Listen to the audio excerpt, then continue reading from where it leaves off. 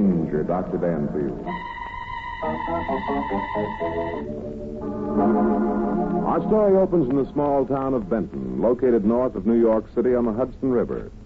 Two French-Canadian laborers are digging a ditch on the grounds of a prosperous-looking farm. Mon Dieu. Mon Dieu.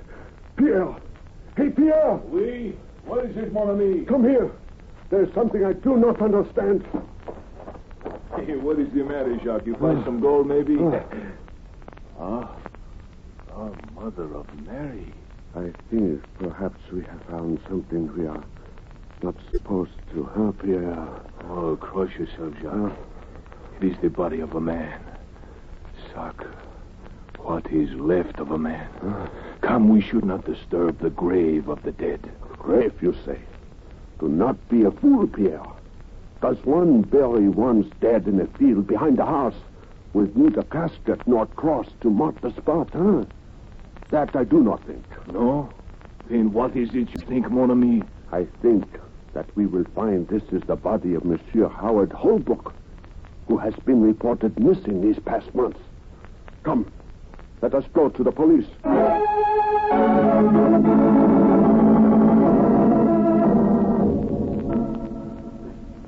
Well, it sounds interesting, Mr. Fuller. Go on, please, will you? Well, there isn't a great deal more to tell, Doc.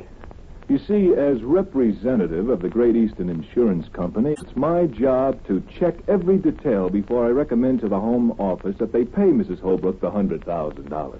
$100,000 is a lot of money. I don't blame you. Still, I don't see that you have any real reason to suspect that Howard Holbrook was murdered. Well, I'm relying mainly on a hunch, Miss Fairfax, and the so far unexplained reason why Holbrook's body was found in a trench behind his former home. You're positive the body was that of Holbrook? Yes. The corpse had, of course, disintegrated beyond recognition. But Mrs. Holbrook identified him by the fact that the third toe of his left foot was missing. Also, there was a watch inscribed with Holbrook's name. Were you able to determine the cause of death? No, there were no marks of violence at all. But still you think he was murdered, possibly by his wife, in order to collect the insurance? Well, we have definitely established that Holbrook's wife was spending most of the month of June with her sister in Fairfield. But Fairfield is only 50 miles from Benton. Couldn't she have driven back without her sisters knowing about it? Well, from June 6th to June 13th, Mrs. Holbrook was sick in bed with a cold. Her sister and some friends have already testified to that fact. Well, that establishes her alibi rather completely, doesn't it? Wait a minute. June 6th. That was a year ago. I thought Howard Holbrook was serving a jail sentence at that time. No, you see, Miss Fairfax, he was given his freedom on June 5th. As you'll remember, Holbrook was sentenced on a charge of embezzlement from the bank of which he was president. Oh, yes. It was quite a scandal. He'd been appropriating the bank's funds over a period of years. That's right. He had amassed a small fortune, but all of it was spent fighting the charges against him. So when he was released from jail, he was broke? Yes. On June 5th, he was set free. On June 14th, he appeared at the home of a cousin in Chicago, and he told the cousin he lacked the courage to face his family or society. The next day, he disappeared and hadn't been heard from since. It looks to me, Mr. Fuller, as though you'd have to pay Mrs. Holbrook the $100,000. Possibly you're right, Miss Fairfax. Before I make my offer, there's one other thing you must know. Oh, what's that? Well, between June 6th and June 13th, neighbors reported seeing a light in the Holbrook home. And some of the reports stated that a mysterious figure was seen moving about the grounds. And what's your answer to the stories, Mr. Fuller? Well, just this, Doctor. When Holbrook was in jail, he made an enemy of a man named Guy Emerson. They quarreled frequently over small matters, even resorting to fisticuffs on 1 or 2 occasions. Emerson was released 2 days after Holbrook. And it's your opinion that this Guy Emerson came directly to the Holbrook home, found Howard Holbrook waiting there for his wife to return from her sisters, and murdered him? No, it couldn't have happened that way. Remember, Dr. Holbrook was seen in Chicago on June 14th. Oh? As a matter of fact, Dr. Danfield, I don't believe he returned to his home at all. Then what do you believe, Mr. Fuller? I believe that Holbrook was murdered by his wife. I don't know how or when or where, and I've absolutely nothing to go on but a hunch. But my company, Danfield, is willing to gamble $10,000 to have me proven right.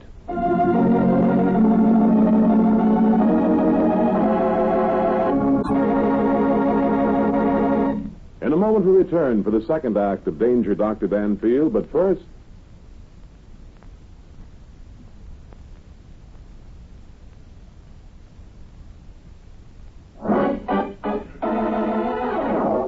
Now for the second act of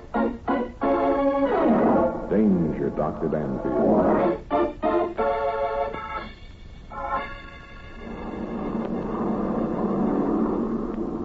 Dan, Oh, yes, Rusty? what time does the plane get into Chicago? Oh, in about an hour, I think.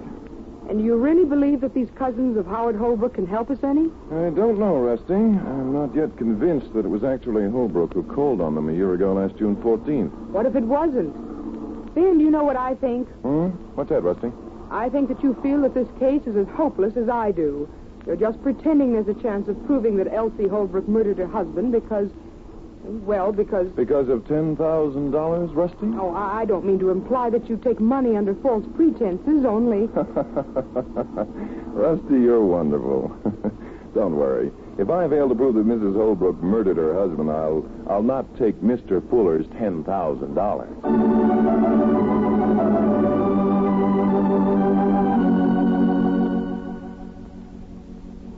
I'm sorry you came way out here to Chicago, Dr. Danfield. There's not the least doubt that the man who called on me a year ago last June 14th was my cousin Howard Holbrook. Thank you very much. You've helped a lot.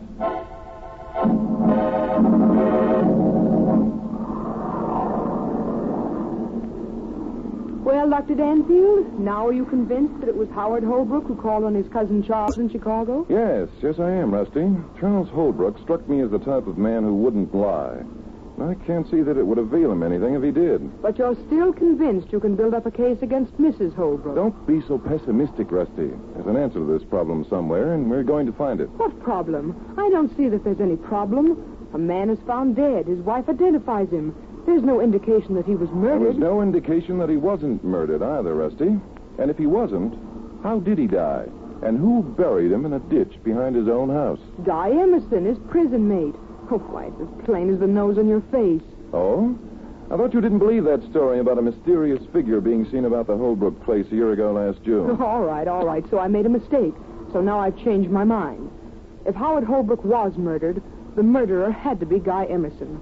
I think we'd do much better if we tried to run down this Emerson person instead of chasing all over the country trying to prove that Howard Holbrook wasn't Howard Holbrook. Oh, do you, Rusty? I disagree. I think we're going to find the answer to our problem at Holbrook's home in Benton, and that's where we're going right now.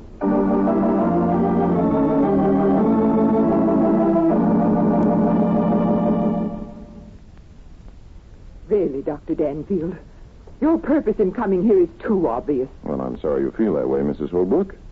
Just what do you think my purpose is? Oh, come, let's not try to fool each other. Didn't Mr. Fuller of the Great Eastern Insurance Company offer you a sum of money to prove that it was I who murdered my husband? Do you believe your husband was murdered, Mrs. Holbrook? I don't know. There are no indications that he was. You haven't answered my question. Oh. Mr. Fuller did offer me some money to work on the case, that's true. Then aren't you being presumptuous to think that I would help you prove myself a murderess? I don't intend to prove you're a murderess, Mrs. Holbrook. In fact, I intend to prove just the opposite. Mr. Fuller believes... Yes, I know Mr. Fuller believes you're guilty. I don't. Now, will you cooperate? I don't know what to say. I think what Mrs. Holbrook wants to say is that she doesn't believe you, Dan. No, it isn't that. I don't know. Everything seems so strange and unreal. People have been coming to the house ever since poor Howard's body was found.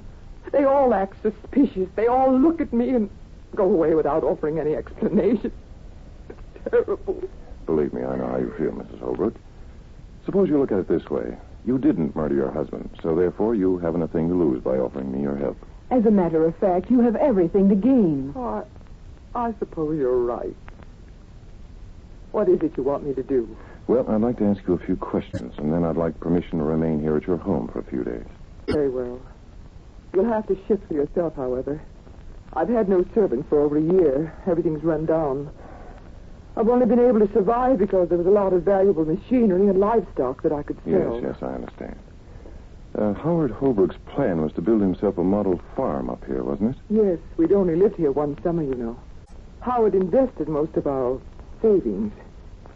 We had great plans for the future, and then... Yes. Oh, Mrs. Holbrook, are you sure in your own mind that the body that was found by the laborers was that of your husband? Oh, yes, I'm positive. Why do people keep asking me that question? Because if you weren't sure, Mrs. Holbrook, the insurance company would save themselves $100,000. Now, about this ditch that the laborers were digging. What was to be its purpose? Well, there's an orchard behind the garage. Howard had it set out. A neighbor told me that if I kept the trees alive, the value of my property would be much increased. I see. So you decided to pipe water into the orchard? Yes. One more question, Mrs. Holbrook, and then with your permission, we'll browse around the place. Certainly. What is the question? Do you believe that this man, Guy Emerson, who knew your husband in jail, is his murderer? I'm not sure. How can I be? There's no indication that Howard was murdered. However, it seems to me that the least the insurance company could do is to find this Emerson person and question him. The police are endeavoring to do that right now. Well, thank you, Mrs. Holbrook. Come along, Rusty. Let's see if we can't dig up a clue or two that our employers overlooked.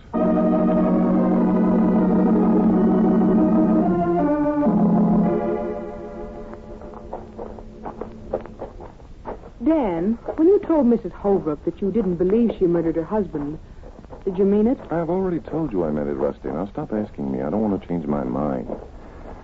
Yeah, this must be the ditch. Oh, let's skip the ditch. It's almost dark. We can't see anything tonight. Besides, I have some questions I want to ask you. Let's see now. If I've got silhouettes over there, it must be the apple orchard. Well, that means, of course, that the pipeline should run right... Well... Now what?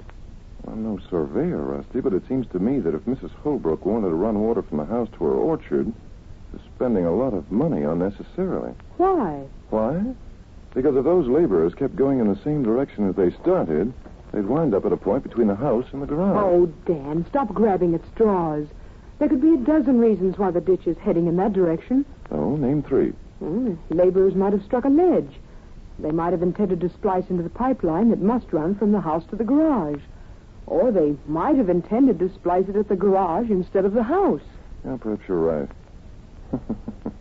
Were any of your ancestors plumbers, Rusty? Oh, Dan. Say, it's getting dark, isn't it? I'll say it is. And I'm tired. Good gosh, what's that? Now, don't get alarmed. It's only a screech owl. An owl? Well, let's go back. I hate owls. They're like bats. They're not at all like bats, Rusty. All right, come on, let's go. There isn't much more we can do until daylight anyhow. Oh. I'm beginning to think there isn't much we can do even in daylight. Dan, I wish we weren't going to stay here tonight. Why, are you afraid Mrs. Holbrook will murder you in your sleep? I'm afraid I won't even sleep. Oh, here's the garage. Yes. I imagine those outside stairs lead up to the servants' quarters. Well, Rusty, come on. Hey, look. Rusty, look out. Oh, Dan, someone...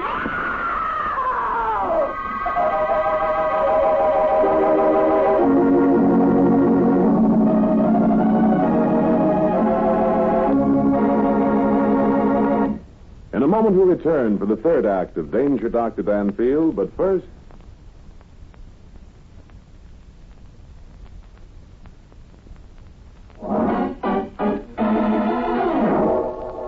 Now back to our star, Michael Dunn, for the third act of... Danger, Dr. Danfield. Rusty, you all right? Oh, I guess so. What happened? I don't know. Someone attacked us. Here, let me get up my handkerchief. Your face is bleeding.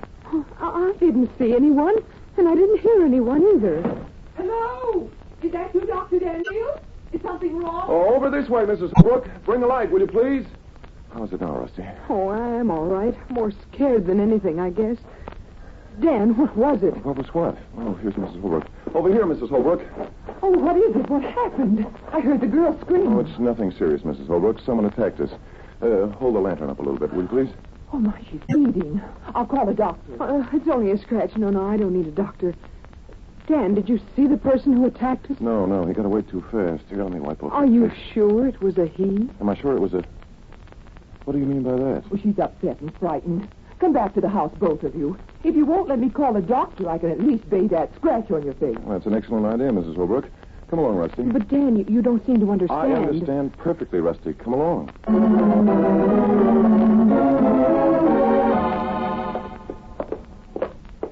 Yeah, this is your room here, Rusty. Oh, Dan, I wish I didn't have to go to bed. I'm scared.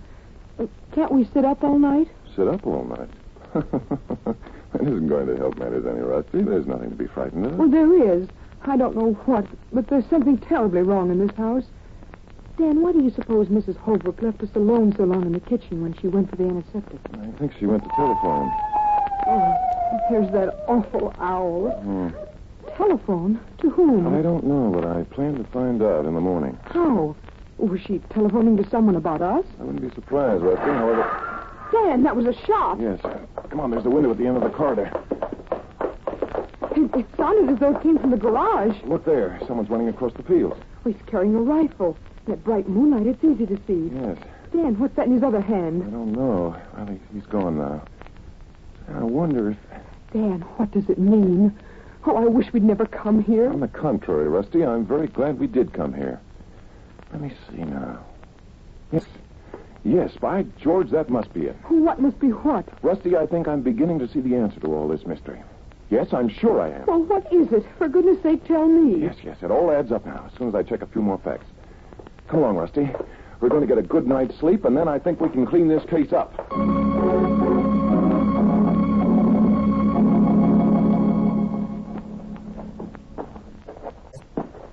I don't suppose it matters that it's only the crack of dawn. I didn't sleep anyway. The least we could have done is waited for breakfast. Oh, it's inconsiderate of you, Rusty. Waking Mrs. Holbrook at this hour of the morning to get us breakfast? Besides, we have more important things to attend to. Yeah, here's the barn. Let's go in. What do you expect to find in the barn? Yeah, well, the less we find, my dear, the more airtight our case will become. Well, it seems to be empty, doesn't it? Mm-hmm. Except for a few broken-down farm implements. Well, for heaven's sake, what's that? Looks like a butterfly net. Maybe Howard Holbrook indulged in bug chasing as a sideline. I doubt it. That net is big enough to catch a whale. Well, I guess we've checked everything that's worth checking here. Now what do we do? Now, Rusty, we go out and see how many acres of land Howard Holbrook planned to have under cultivation. That's very important.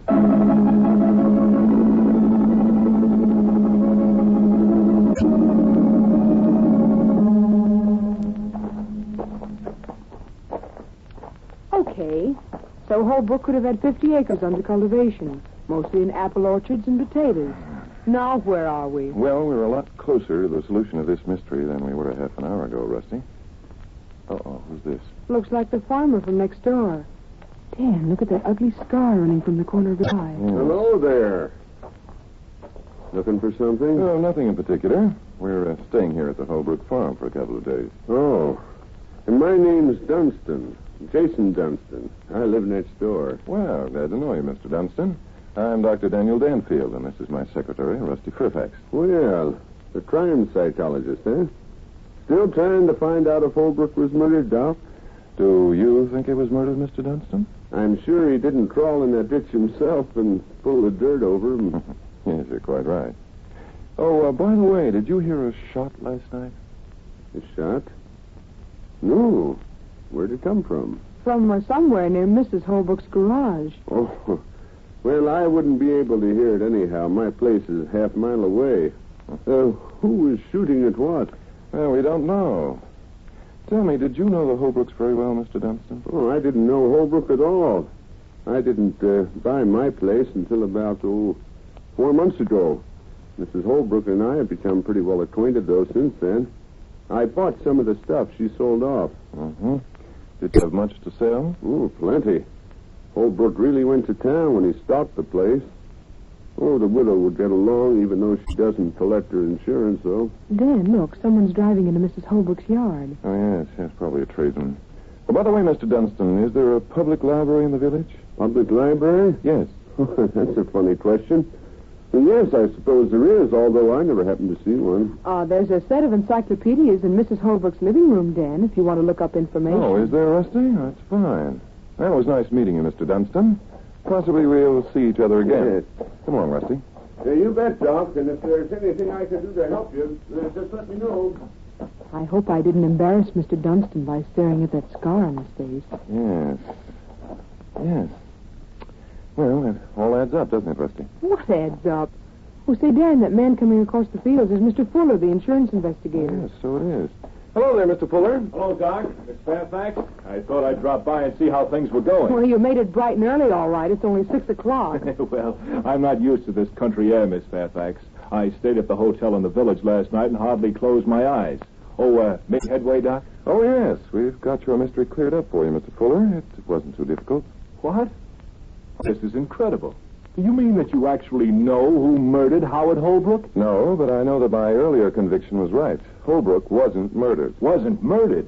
That doesn't make sense. Why not? A man can die at least 2 ways besides being murdered, naturally or accidentally. I know, but being buried in that... Come into the library with us, Mr. Fuller, and I'll show you the final answer in the Encyclopedia National.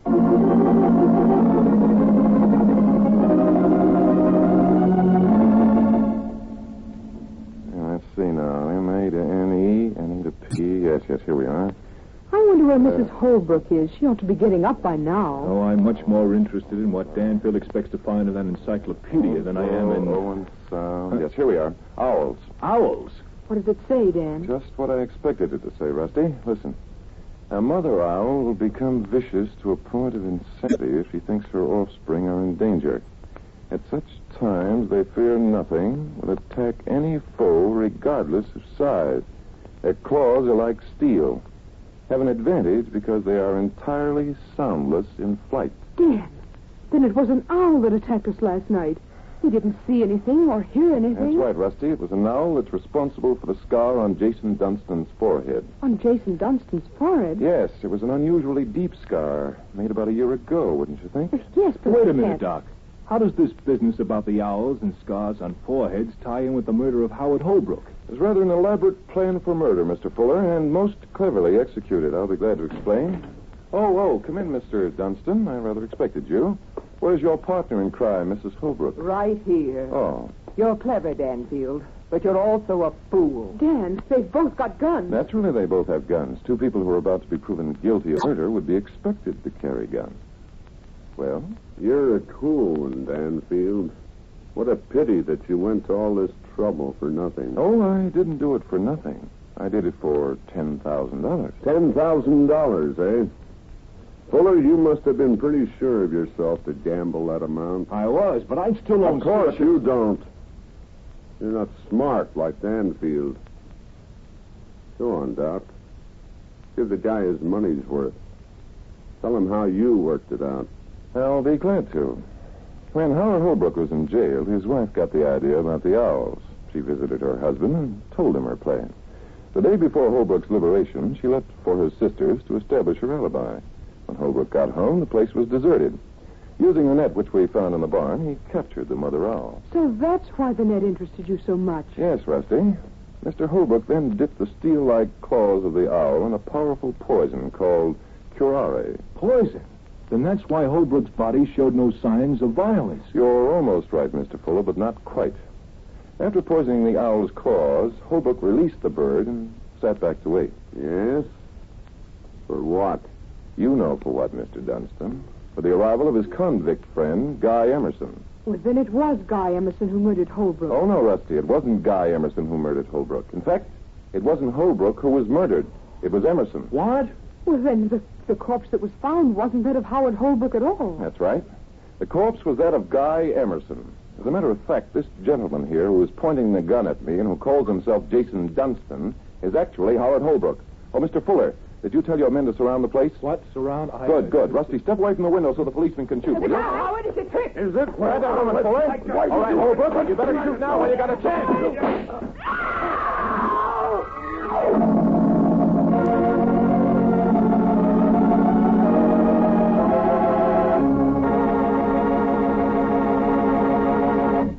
In a moment, we'll return for the conclusion of Danger, Dr. Danfield, but first...